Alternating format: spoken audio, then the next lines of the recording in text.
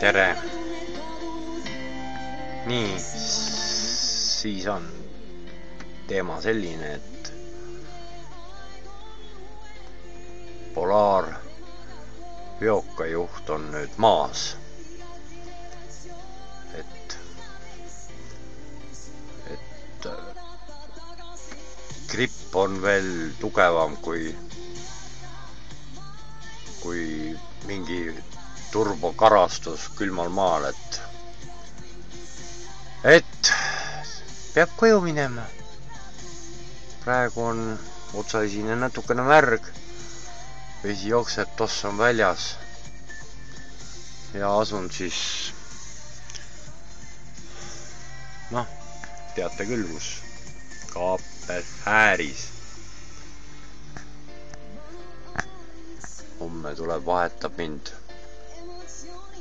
Jaar välja, et peab olema natukene kodus. Logistiliselt muidugi täitsa krahh, aga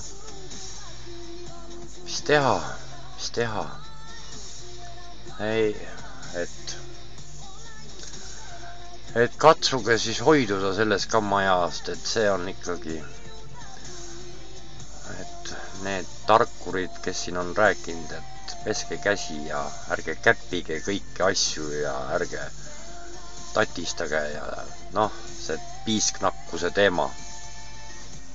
Ilmselt mul sama kammaja. Ei tea konkreetselt, kus sain,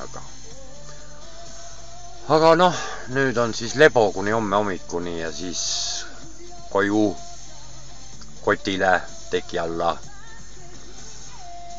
ja hoidke endid. Tšau!